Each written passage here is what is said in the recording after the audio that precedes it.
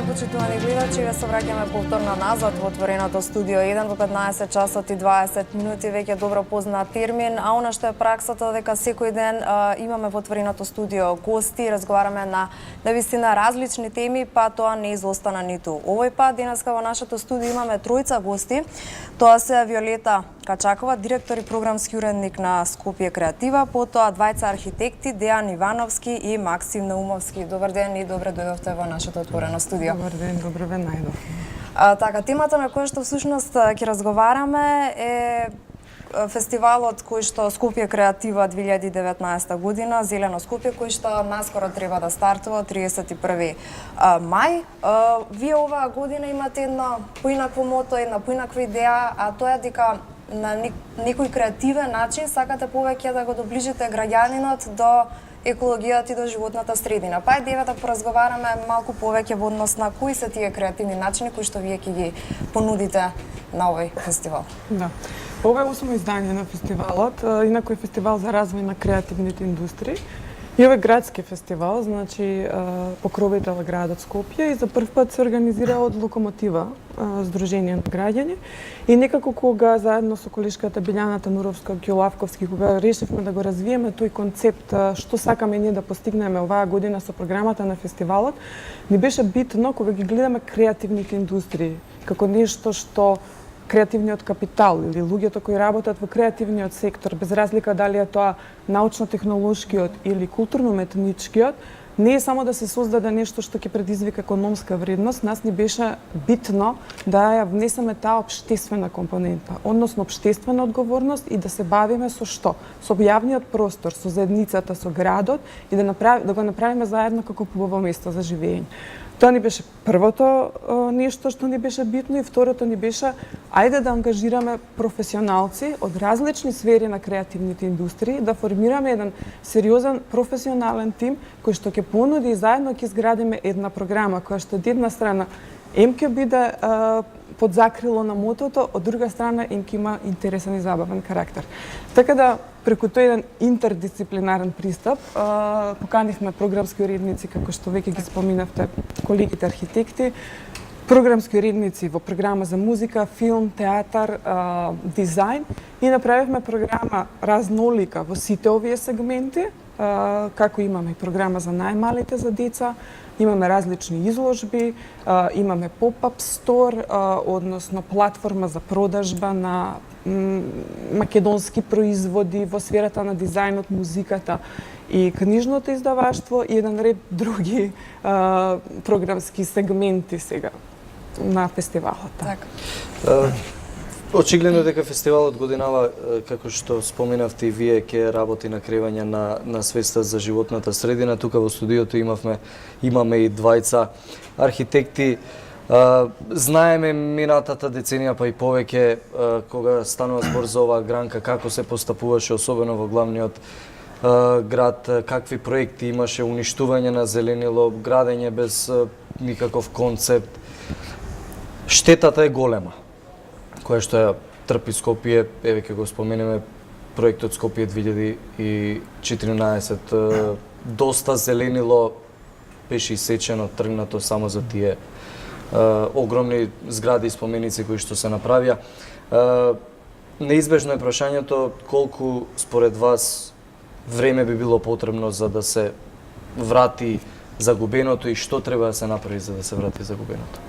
За двајца да е прашање. Да, веќе грешката е направена и не знам дали е возможно, дали имаме доволно време да го вратиме на тоа наследство културно на некој начин, но нашиот фокус беше што понатака, нели, со ова што е постоечко, со ова што е останато.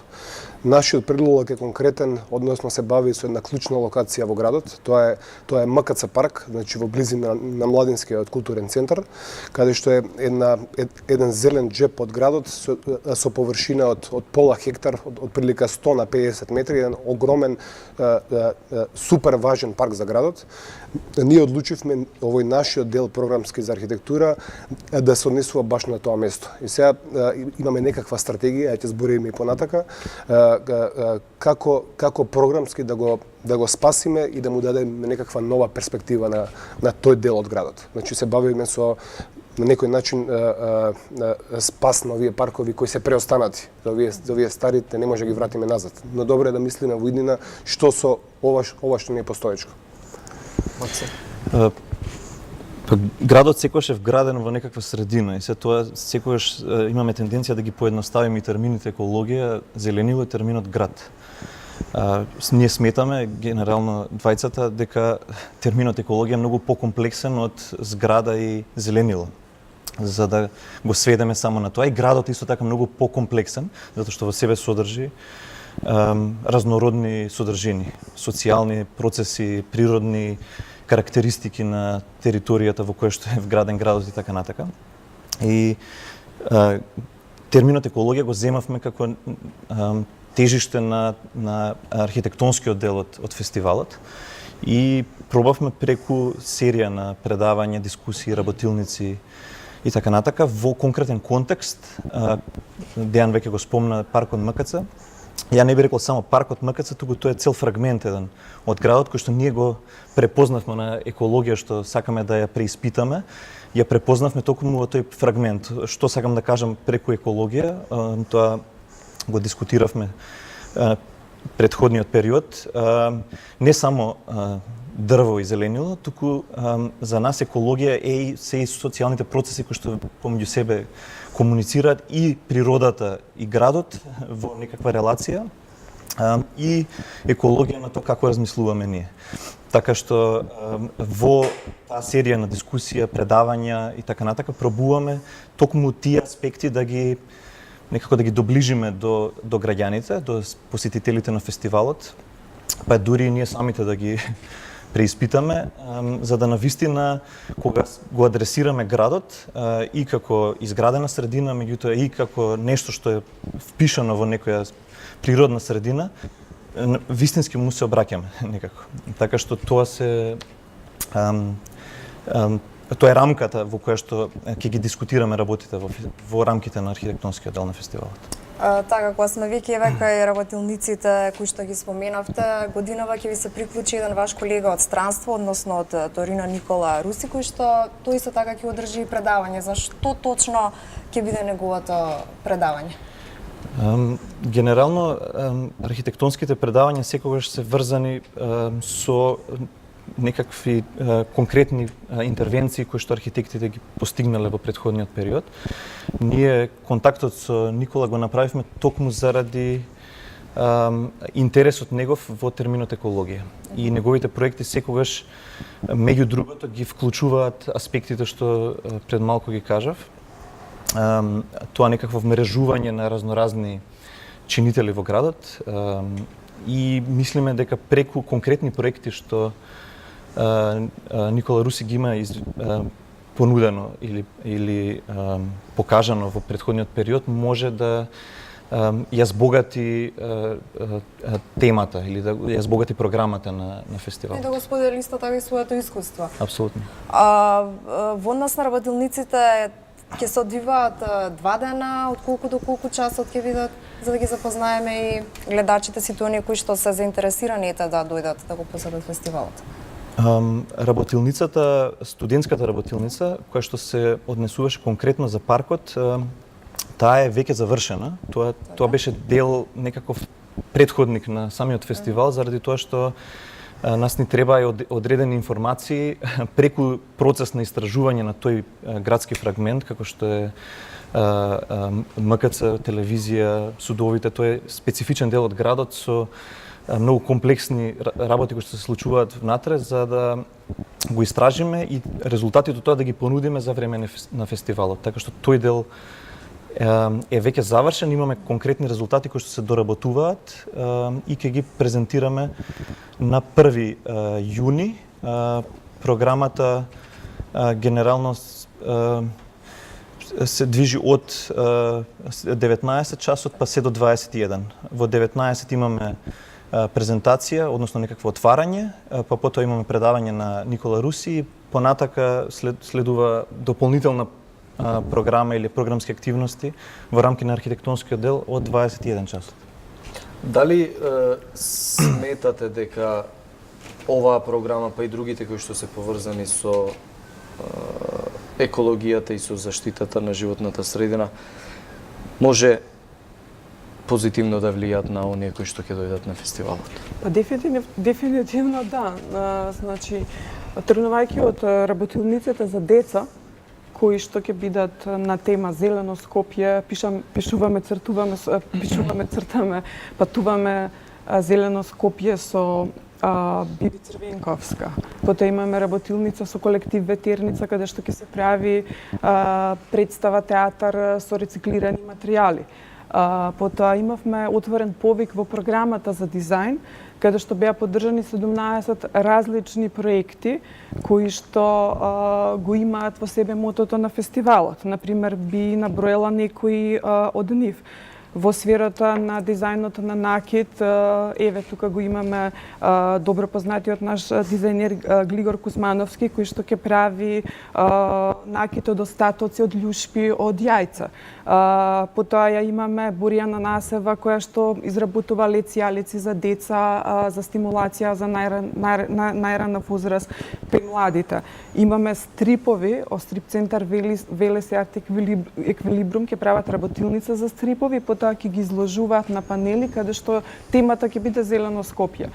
Од друга страна имаме во делот за дизајн еден цел дел што се вика бјутификација на градот, каде што заедно со студенти од архитектонски и шумарски факултет под раководство на професорката Дивна Пенчич и Јана Ацевска, која што ја води програмата за дизајн, се направи еден предлог проект за разубавување на дворот на државниот студентски дом Скопје, односно добро познатиот Кузман, кој што исто така ќе биде дел од програмата на фестивалот и официјално ќе се отвори на 2 јуни.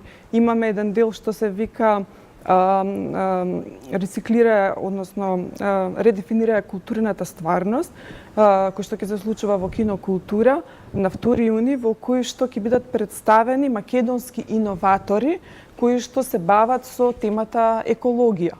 Значи тука го имаме Пулс Еко на Нетцетера, потоа имаме Мој воздух апликацијата, потоа имаме Андријана со незината книга Како да живееме со нула отпад, потоа имаме презентација на Get велосипед или велосипед, електронски велосипед. Значи, сето ова е нешто што треба да ги поттикне граѓаните активно да учествуваат со нас и заедно да подигнеме свеста на екологијата како култура на живење и се надевам дека тоа ќе остави некакви трајни поинакви навики или промене како резултат од програмата. Секако треба да ги поттикне граѓаните, но моje мислење е дека треба да ги поттикне институциите кои што се оние кои што ги имаат капацитетите за заштита на животната средина, чистење на воздухот, со кој што знаеме дека имаме сериозни проблеми. Јас би го прашал Дејан, како може од сето ова институциите да извлечат некоја поука? И дали воопшто се на некој начин вклучени во целата оваа приказна? Да, значи, еве Младинскиот културен центар како институција градска, скопска, наша, мислам, нели на сите, е апсолутен партнер во цело, барем за овој дел што е архитектура.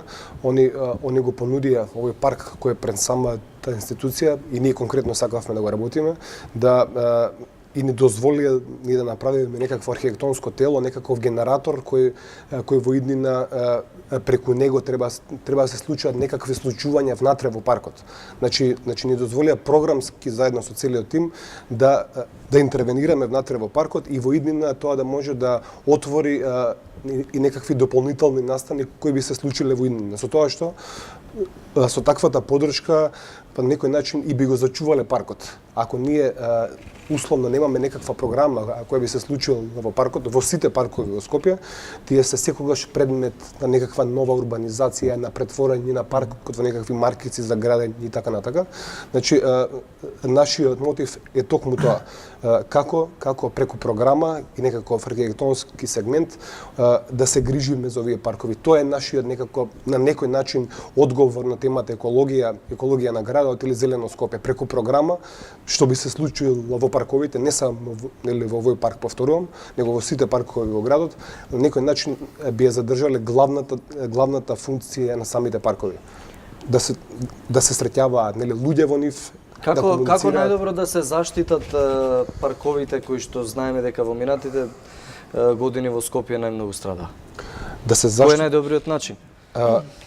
Ја не го знам најдобриот начин, но нашиот предлог е да има некаква програмска активност во тие паркови. Значи, што е можно повеќе луѓе да створат навика своето слободно време да го поминуваат во паркови, а не во кафетерија, него во природа. Со тоа што тоа би се створил некаков, како да кажам,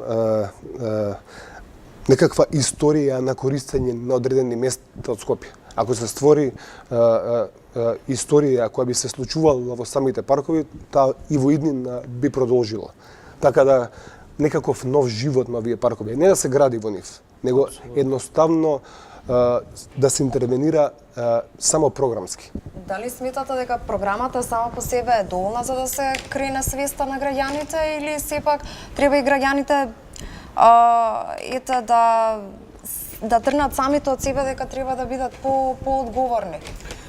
Видете, секако одговорноста е обострана, меѓутоа одговорноста исто така и се учи. Значи тоа треба да биде дел